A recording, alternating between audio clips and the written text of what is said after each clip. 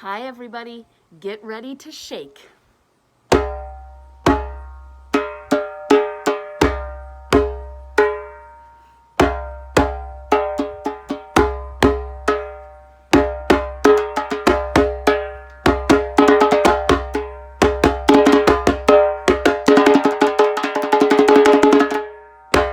Rapidissimo!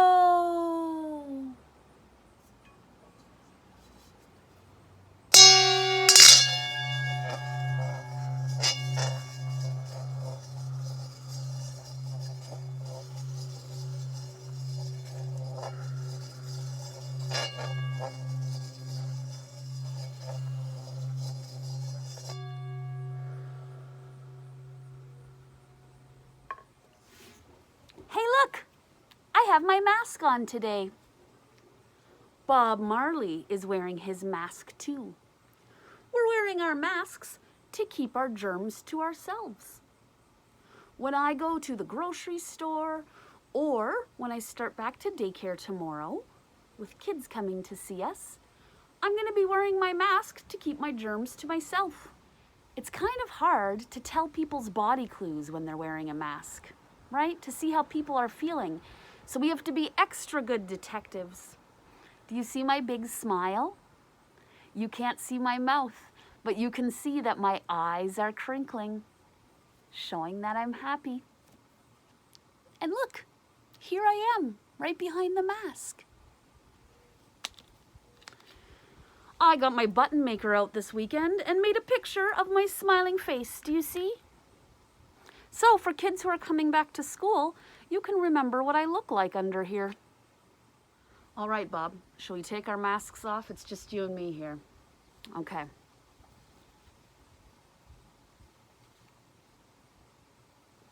Here I am. And Bob, let's see. There we are. We wear the mask over our mouth and nose because when we breathe, sometimes germs come out, right? We've talked about germs and viruses before, and bacteria, how there are good bacteria in our bodies that help us to stay safe and healthy, and there are other bacteria sometimes that can make us sick.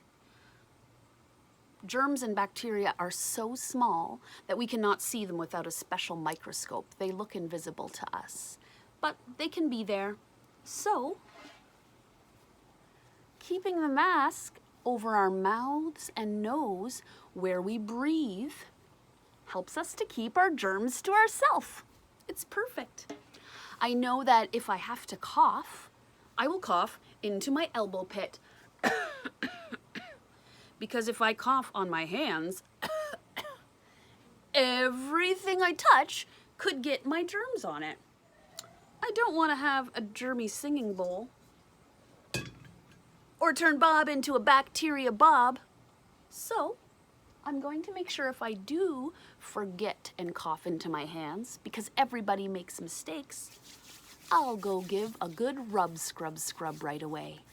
Hey, let's sing the hand washing song together.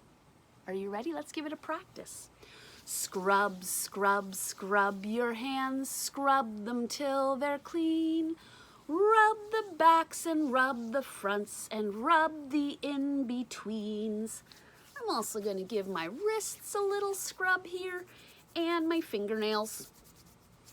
And then rinse it off with water and I'm clean. I was so excited to find a new book. Oh my goodness. I was lucky that Wordsworth Books in Waterloo was able to order it in for me. Guys, it's a new Bob Marley song. Get Up, Stand Up is one of Bob's songs from a very long time ago, but his daughter Cedella changed some of the words and had her friend John J. Cabway do beautiful illustrations, that's the pictures, to give us another great Bob song for kids. Hooray! Bob, I'm so excited for this new book. I'm going to pretend that Bob here is strumming along on his guitar with us. Let's get to it. When you meet someone talking big and thinking small, and their stinging words push you back against the wall, it's kind of like giving put downs, right? That happens sometimes. Put downs don't make people feel good. No matter the silly games that people play, you have hopes and dreams they can't take away. When their words bite, stand up for what's right. Get up, stand up. Stand up for your rights. Get up, stand up. Don't give up the fight. Some people need to be the pond's biggest fish. They don't speak the truth and only want their greedy wish. Look at the body clues in this situation.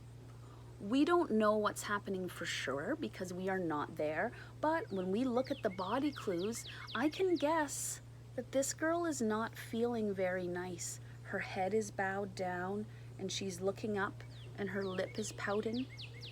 And it looks like these kids are being silly and teasing her perhaps. That's a put down. Remember to be true, the best of yourself. Then you'll be a friend to everybody else. Don't just sit tight. Be a bright light. Oh, look, she got on the bus, and here is a friend who is waving. Hello, come and sit with me. That's a put up to make someone who's feeling sad feel better. Get up, stand up. Stand up for your rights. Get up, stand up. Don't give up the fight. Other people parade around with their noses stuck up in the air.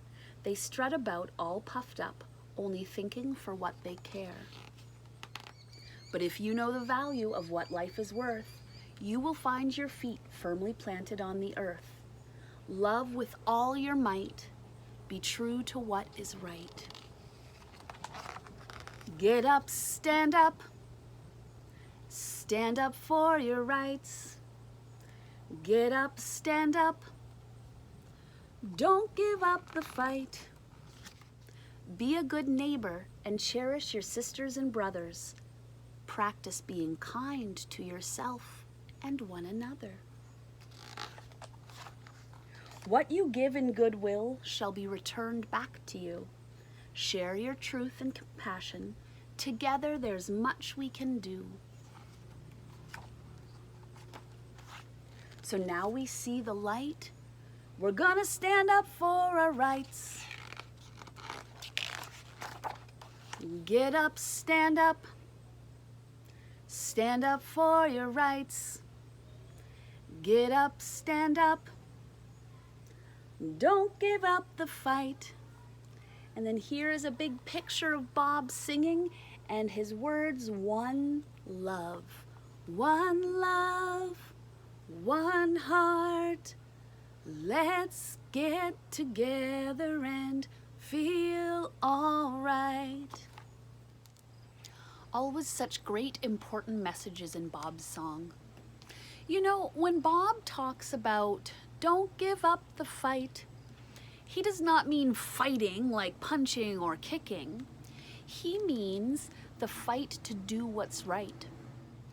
It's not always easy to stand up for ourselves or to stand up for somebody else if they're sad or hurt or having trouble. It's hard to do sometimes, but it's important that we try. We keep up the fight to do what's right. That's what that means. Let's take a look at the sunflowers. There are 2 flowers now on this single sunflower stalk. And the flower buds are finally starting to get bigger on the 3 in this pot too.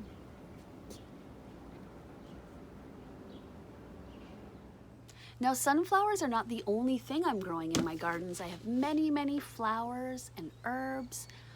And I want to show you our tomato plant as well. Exciting things are happening with tomatoes. Early in the spring, I bought a tiny little baby tomato plant. And now that the summer has been going and going, look at all these tomatoes. This one is starting to get ripe.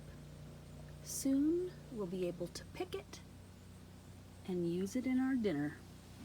Yum! I have one last story to read to you today, and I was kind of inspired by thinking about all the plants in the garden. Strawberries are another thing that people sometimes grow at their house. We do not grow strawberries here because I am very, very allergic to strawberries, but I remember when I wasn't allergic to strawberries, how sweet and juicy and delicious they are. I like it very much. So here is a book called The Little Mouse, the Red Ripe Strawberry, and the Big Hungry Bear by Dawn and Audrey Wood. Hello, little mouse. What are you doing?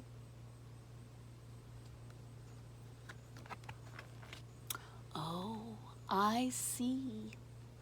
Are you going to pick that red ripe strawberry? Look at how proud this mouse looks. His body clues are showing us he's proud. He's standing tall with his chest puffed out and a big smile on his face. He grew a strawberry. But little mouse, haven't you heard about the big, hungry bear? Oh, how that bear loves red, ripe strawberries. The big, hungry bear can smell a red, ripe strawberry a mile away, especially one that has just been picked. Boom, boom, boom. The bear will tromp through the forest on his big hungry feet and find the strawberry. No matter where it is hidden, or who is guarding it, or how it is disguised. Quick! There's only one way in the whole wide world to save a red, ripe strawberry from the big hungry bear. Cut it in half. Share half with me, and we'll both eat it all up. Yum! Isn't it funny to think about, for us as big people, strawberries are very, very small, but to a little mouse, a strawberry would be so big. Now that's one red, ripe strawberry the big hungry bear will never get. The end. Bye-bye. See you next time.